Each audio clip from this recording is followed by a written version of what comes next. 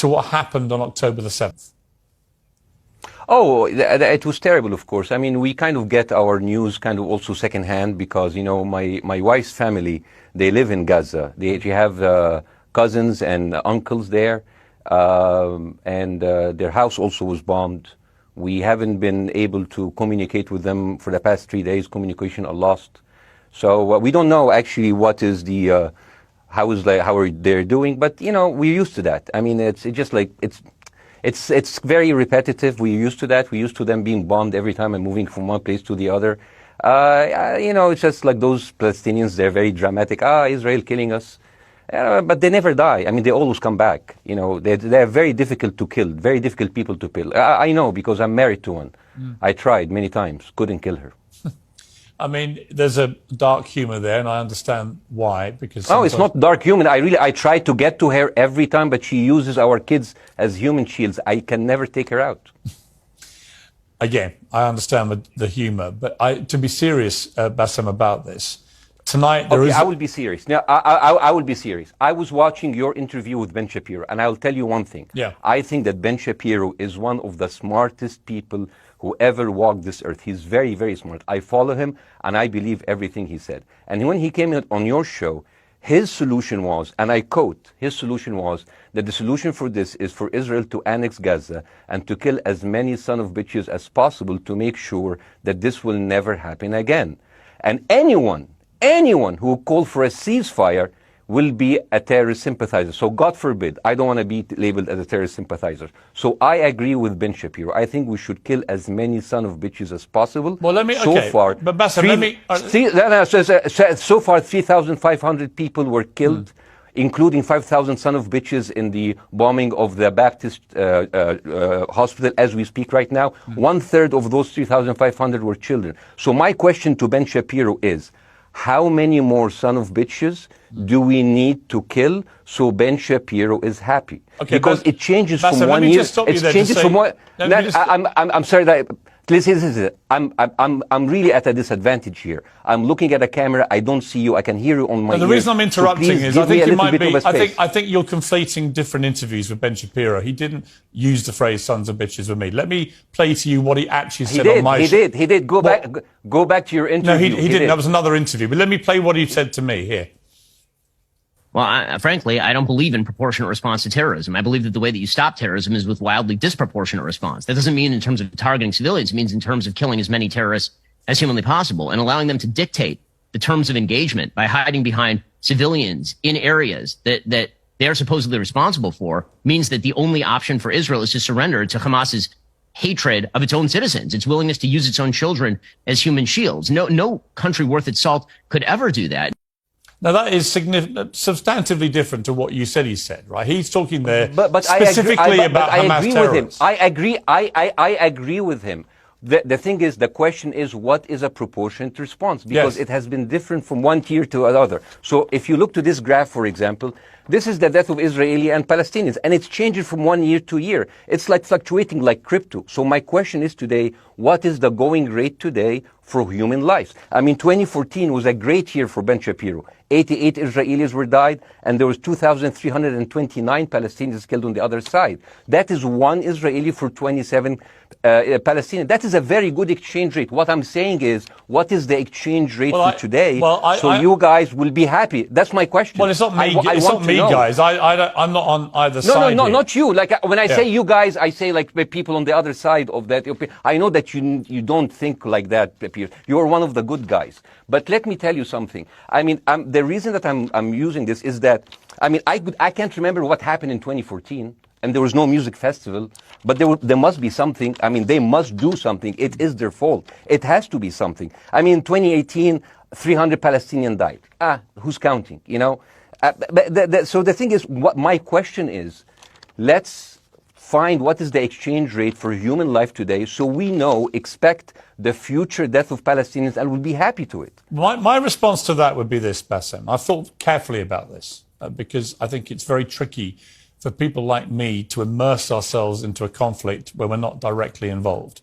And I thought carefully about what I feel about this. I feel that the scale of what Hamas did on October the 7th supersedes anything else I've seen in this conflict, really ever. the savagery, the butchery, the slaughter of 1,300 people, the shooting of babies, the 100%. Kidnapping of grandmothers, and so on. So if we can agree on that, which I think is inarguable, then the question then becomes, again, about proportion. I don't disagree that there's been a lot of bad stuff on both sides going back historically for decades. But if we agree that this was on a different level altogether, quite deliberately by Hamas, designed to provoke... No, here's my question. Let me ask you a question. And the question, because you raised it earlier about proportion. I honestly don't know what the proportionate response is. I honestly don't. I don't. I've been watching the airstrikes this week thinking... So what's your question? Well, I would ask you, if you were Israel, what would you... If I was Israel. If you were Israel and that had happened to you, what would you think would be the appropriate way for the country to respond? I would do exactly like Israel did, kill as many people as possible, since the world is letting me do it. I mean, I can do it because I can, you know. But the thing is, you know what, I agree with you. And you know what, I'm going to be even ahead of you, because I see the question coming. Do you condemn Hamas for the atrocity? Yes, I condemn Hamas. I condemn Hamas. Hamas is the source of all evil. They're a reason for everything. And you know what, let's for a minute imagine a world without Hamas. Right. What will this world look like? Let's give this word a name, and let's name this word the West Bank. Hamas has absolutely no control in the West Bank, and since the beginning of this year, only through August, 37 Palestinian kids were killed. No music festival, no paragliding, no Hamas. Since the occupation of the West Bank, 7,000 Palestinians were killed. No music festival, no paragliding, no Hamas. I can go on and on and on and on. No, but you don't need to, because in a way you're preaching to the choir. I've followed this crisis. Oh no, you're not preaching. So the thing is, like, in the sense that I know that what you're saying has validity. Of course, Piers. By the way, Piers. I am at a disadvantage here. I can hear you. I cannot see you. I am in a claustrophobic room, and so please cut me some slack and don't interrupt me and interrupt my point. Sure. So, because this has to be fair. Understand. Because if you want to only hear your opinion, I can just condemn Hamas and go home. I can do that. So, do you want to do that, or do you have a much more nuanced conversation? No, I absolutely want to have a nuanced conversation. I wasn't aware I was interrupting you. I thought I was letting you speak. Amazing. So I would say I really applaud Israel for doing one thing that no military force in the world does. Because I heard Ben Shapiro and I heard Ron DeSantis, and they said Israel is the only military force in the world that warns civilians before bombing them. I mean, how fucking cute. That is so nice of them. Because with this logic, if Russian troops started warning Ukrainians before bombing their houses, we're cool with Putin, right? I mean, okay, Habibi, you have warned them, go invade, it's fine, you have done your job. I mean, the thing is, and I understand, and I also heard Ben Shapiro talking about Human Shield. So you remember my wife's family, they live in Gaza. So I asked them, I told them, when Israel gives you the nice warning, the cute warning, does Hamas force you to stay in your home so you can be bombed and use as Human Shield? You know what, Hassan here, my wife's cousin, he's a loser, you know. He told me, you know, when I asked him, does that happen? He told me, no.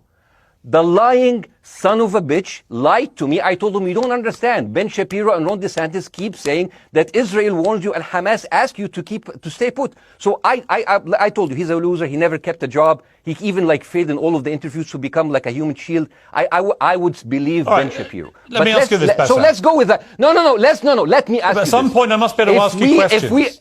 It's not a monologue for you, Bassa. If we agree that for the 14,000 casualties, I mean, who's counting, are Human Shield, does that mean that every single one of those civilians was standing, obscuring a military target behind them?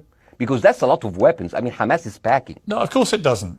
And look, it doesn't. So there is some collateral damage. Lots of collateral damage. Yes. It's fine, yeah. You kill some to save some and then kill some more. Yeah, I agree. Yeah. Well, let me ask you this. Again, it comes back to proportionate response. When the world decided it had to get rid of ISIS because of the appalling butchery they were carrying out, it did so by also killing, very sadly, a lot of civilians along the way by doing airstrikes against places which but killing civilians are inevitable. You said that in the beginning. My point is, it's inevitable. Yeah, but once Israel has decided that they want to get rid of Hamas, and Hamas is embedded with civilian population, I'm very concerned about what's going to happen next. I've written a column tonight saying, I remember the Iraq war, which I opposed, right? I remember all this. So my question for you is, what would you think would be an appropriate response by Israel to what happened? Well, these are years of disproportionate responses of Israel. Right. Did it solve the solution? Did it solve the problem? Did it work before, so it will work? What will be the surprise this time? What will be the twist that will make this work this time? What will be different this time? Seriously, I mean, like, this is only the last 15 years. I mean, because it's too many papers. I just got this. But how will this be different? And the thing is, I am so glad in the introduction that you mentioned the Iraq war. I applaud you, Piers, for saying that, because you were honest about it. You said that spreading lies, like WMDs, made people look at those people as less of humans, and they would accept the death of 1 million Iraqi, whether by sanctions or by invasion, right? You are a good man. This is amazing. And you know what is similar? Is when you spread the lies of 40 decapitated babies, although it was refuted. So what happens when people hear that, killing babies is horrible. But when you say decapitated 40 babies, you are planting a certain image with a certain trigger in people's mind. Who has said that? Who has said 40? Who has said that? You have said 40 decapitated. Who has said that? You have repeated. No, I haven't. What? I've never said that. You haven't said on your show 40 decapitated babies? Never. Ben Shapiro didn't say it? No. Ron DeSantis didn't say Nobody it? has said it. Okay, no, nobody said it? No. Oh, okay, maybe I am wrong. Decapitated. Here's you're the thing. wrong. I've never said that. What happened, no, you're wrong. But the thing is,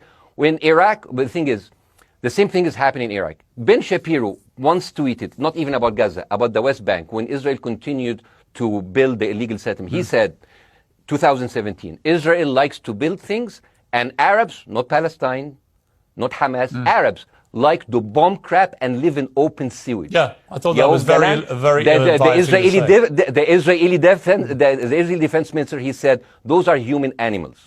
And the thing is, Ben Shapiro should know better, because, long before the Holocaust, before Jewish people were thrown in the gas chambers, the Nazi propaganda called them rats. Now, as a human being, I will never accept that another human being being thrown into a gas chamber. But a rat, kill 10, kill 1,000, 3,500. They are son of a bitch. They are human animals who live in open sewage and decapitate babies. And because of that propaganda, Mr. Morgan, that guy in Illinois, the 71-years-old guy, he killed, stabbing the 6-year-old Palestinian kid in Illinois 26 times. And he used to play with him. They used to be friends. But he went in, marching into their apartment, stabbing his mother and killing him, shouting, all Muslims could die. Yeah. It took you 80 years to change one word from Jewish to Muslim. And then you transferred your guilt to us and took away our land. Bاسم, let me ask you a question. That deal sucks, man. Let me ask you a question. How do we get from where we are now to peace? Well, first of all, you need to change the perception. Nikki Haley, the American presidential candidate, said, we are in Israel in this because it's a fight between good and evil. Now, if you already decided someone is good, he can do no evil. And if you decide that someone is evil, it's good to kill them. Killing them is good. You see, and the thing is, it is not like something new. I mean, I look at history and I see, I'm sorry to say this, but Westerners has always dealt like this with indigenous people. You first treated them like savages, Native American, First Nation, Aboriginal. They're savages. Kill all the savages. And then when they're almost extinct, you start feeling sorry for them, like animals. So maybe the solution is that we kill as many Palestinians as possible, so the few of them that remains do not bother you. And maybe Netanyahu, when he lives for another 100 years, he'll become a tree hugger. Let me just challenge you on this. And he will campaign for preserving the free Palestinian. You keep talking about Westerners like me. Okay, so let me return the favor, okay? Hamas is dedicated to the complete eradication of Jewish people. I am not the spokesman for Hamas. I'm not saying you are. Why do you keep... I'm not saying you are. I'm not their spokesman. You're talking to me. I fucking hate them. Bاسم, Fuck Hamas. Hamas. No. Are you happy? You're missing my point. You're talking in a generalized way about people in the West who always talk about Arabs as savages. I don't. No. I'm talking I never about have. America. About I actually Western led the media. I'm talking campaign. about West. I led the media campaign in this when, country against the Iraq War. Okay, so I don't you see. I don't see people in the Middle East as savages. You are one of the good ones. But what I would say is, I'm talking about you. You're great. No, it's not about me You're being amazing. great. We love you. It's about the way Hamas behaved on October the 7th was like savages, like a pack of savages. It was the worst atrocity against Jewish people since the Holocaust. There has to be, of course, there has to be a response. They should be eradicated. My question to you is, notwithstanding the history, Baasim, what is the proportionate response?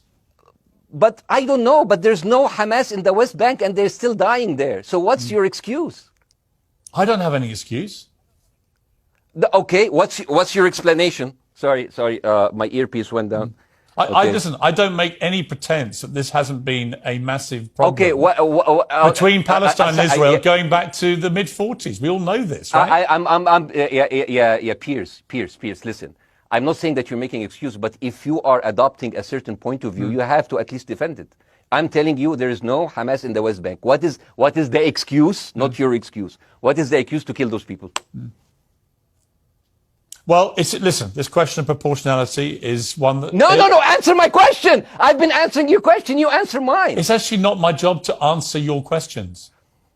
It's not. Okay, not your job. Not. I agree with you. I'm more interested in you, who has family in Gaza, who's an Egyptian in the Middle East, right? I'm more interested in what you have to say. Okay, I'm telling you. I think Hamas is the problem, okay? Right. Now, let's say Hamas is removed. Let's Hamas. I'm agreeing with everything. You want me to condemn Hamas? I will condemn Hamas, Hummus, Hassan, everybody. Guys, so wait. I can't hear you. The earpiece. Damn. Okay. Oops. Okay. Yeah. Okay. I do need help. I think. Okay. Just go back. Is he there? You go back. Can you hear me? Okay, go. Thank you, guys. Can you hear Baasim? Yeah, now I can hear you. Okay. So here's the thing. Can you hear? Okay. Yeah. So, Isaac, let's say, for example, Hamas ceased to exist. Okay? Do you hear me? Yes. Yeah? Hamas ceased to exist today. Now, right now, in Palestine, in West Bank and Gaza, 20% of Palestinians go through Israeli prison system, whether imprisonment, whether interrogation, whether torture. And the rest of them, they live a life of daily loss of land, of homes, of life, and they are suffocated by this. So let me ask you something. If you are a Palestinian living into these conditions for decades, would you sympathize with your oppressor or sympathize with the people who claim they resist them even if they are terrorists? I have made no secret that I think the conditions Palestinians have had to exist under are completely unacceptable. I've said that for years. So the question then becomes, how do you forge peace between two warring parts of that region who for decades have approached peace, in my view, with mutual sledgehammers, with no actual desire to have peace? And I think it comes down in the end to great leadership. And I don't think there's great leadership. I don't think, well, hang on, let me make my point. I don't think there's great leadership on either side. Where is the Nelson Mandela figure here to come through all this hatred on both sides? Nelson Mandela? Yeah, where is that figure? Nelson Mandela actually have criticized Israel for being a horrible state. All of the South African activists have actually called Israel. My point is about how he responded to a country that was so divided. Is a template for how you get to peace, isn't it? I haven't met Nelson Mandela, so I wouldn't know. But there's a point. There's a very important point here. You know, I want to understand what is the logic of Israel carpet bombing Gaza. I mean, if there's a logic, if this will make Israel safe, I want to hear the logic. So if they continue bombing, what are they hoping to achieve? Well, I think we know what their stated aim is. Their stated aim is to eradicate and wipe out Hamas. They believe Hamas are living predominantly in northern Gaza. They also are aware they're living amongst civilians. So it's an incredibly difficult thing. As I said in my monologue, it is very, very difficult to see how they do this without massive collateral damage. So if I can understand this correctly, basically Israel is doing this to pressure the Palestinian community in Gaza to turn against Hamas. Is that right? I'm sure that's part of it, yes. That's part of it. So this is exactly what terrorist organizations do, because terrorist organizations will have no chance beating a whole nation in battle. So they terrorize and they kill the civilians in order to spread fear and terror so they can turn against their government to change their policy or to resign. You have just compared Israel with ISIS. No, I haven't. I don't see any comparison between It's Israel going to be and the ISIS. headlines tomorrow. Piers Morgan, no, it's Israel not. is ISIS. Lots of Only ISIS. amongst people who weren't listening. The comparison, which course. is more apposite, is ISIS and Hamas. They are both nihilistic Yes, terror groups absolutely. intent on killing as many Jewish people and others as they can possibly kill. And you know can't, what? I'm you gonna can't, do you so- can't get I'm gonna peace with do- people like that. Absolutely. You know what? I'm going to do something that nobody done on your television. You know what I'm going to do on your episode? I'm going to pretend that I'm an Israeli citizen. I'm going to put myself in the place of an Israeli settler in the kibbutz. And I want to speak to my Prime Minister, Benjamin Netanyahu. Mr. Benjamin Netanyahu, I have voted for you because you have promised us peace and prosperity and security. On the 7th of October, those son of bitches Hamas, they went into the fence that is regularly heavily guarded. Usually if there's like a dove that comes close to it, it will be shot. Those people went in and they went for 6 hours before IDF forces was deployed, killing our friends, our families, kidnapping our grandmothers and babies, and went in.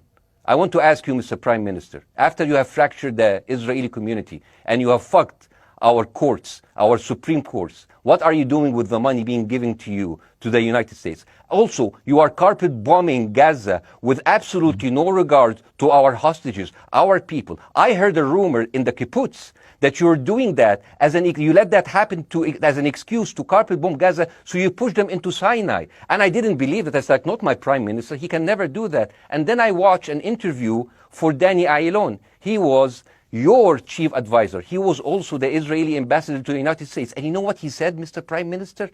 He said that the solution for those Palestinians is to go into a vast land of Sinai and live into tent cities temporarily, temporarily, wink wink, until we build Gaza again, and then we invite you back.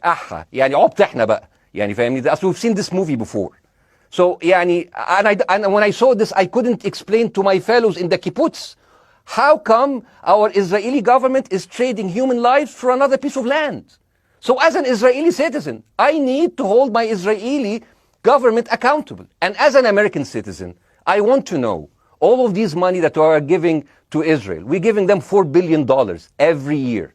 Joe Biden said it's the best investment America ever done. Well, if I am in the place of Joe Biden, I would say, sorry, don't speak. I would say, if I was Joe Biden, I would go down and whisper in the ears of Netanyahu and tell them, I hate bad investments. They haunt me, like Littlefinger in Game of Thrones. But the thing is, this is the problem. Israel always victimizes itself, and I have never seen a victim putting their oppressor under siege and bombing them 24/7. Israel wants you to believe that they are the victim. Dealing with Israel is so difficult. It's like being in a relationship with a narcissistic psychopath. He fucks you up, and then he makes you think it's your fault. All right, you look at Israel as Superman, but they're really Homelander. Wallahi, they are shooting Bassem, fish in a barrel, and they are annoyed with the splashes. Bassem, I want to say two things. One, if you could just slightly mind your language. We are uncensored, but if you keep swearing, I'm very sorry. We have to apologise to viewers who may be offended by that. I apologize. But I understand passions run high, so let's not get too bogged down about the odd swear word. I apologize to the viewers. I apologize to the viewers for my language. My second question is this: after the sight of dead civilians. After the break, we have the managing director of the Daily Wire, which is Ben Shapiro's company. We were going to interview him on his own, but he's happy to come on and talk with you directly if you are prepared to stay. Well, of course, I can stay, but again, I am in a disadvantage, and I would like to have my space to respond. Okay, we'll come back after the break. Because here's the thing. There's Bassem, two things we're going to go to a break. All right. When we come back from the break, we'll be you and Jeremy Boring from the Daily Wire. I have news. We're taking a short break, Bassem. I'll be back. Hi, Jeremy. Please say hello to Ben Shapiro, and please tell him that I do think he is the smartest person to ever walk the earth. Thank you so much. So, as response to Jeremy, I agree with everything you said. I mean, what is disproportionate? I mean, he just used the examples from Second World War and America, showing that civilian casualty is. I mean, I heard his voice. He was very sad, and as he was telling us, it is so inevitable to kill so many civilians because it's something that we cannot avoid. I hear the sadness in his voice, and I know that it's a very difficult decision to kill all of these civilians because that's for a higher cause. And I understand, but my question, I have two questions. The question is, how can you justify the killing in the West Bank where Hamas does not exist? And if the disproportionate response during over all of these years have actually worked, what will be new this time that did not happen before? I just want to. That was my question. Okay, that Bاسم, was my question. I'm gonna. Okay. I'm gonna So now, Bاسم, if I ask the question, can I say something on my side? Well, a little bit personal. Bاسم, with respect, a little bit personal. Bاسm, with respect, I gave you half the show to have your side. Jeremy's had a lot less time. I'm going to have to. You want move me on. to leave? Bاسm, I'm going to have to let you go because we've been on air with you for 40 minutes. Okay. Now. Bye bye. But listen, bye. I would like to talk to you again, and thank you for joining the program. I appreciate it. Oh, by the way, my wife's family is all right, and they sent us a house. It's bombed. It's beautiful. It's going to be a good like Halloween theme. So well, I'm very sorry for what your family are going through in Gaza, and I mean that very sincerely. By the way, I don't know. I don't know I don't know him. By the way, I haven't actually met them. They didn't even come to my wedding. They couldn't because they are stuck in Gaza, and she never saw them because Gaza is not a destination. Bاسm, as I say, we hear their voices, and it's they die. It's fine. It's fine. Bاسm, I wish your family all the very best. Thank you for joining me. I appreciate it. I don't. Thank you.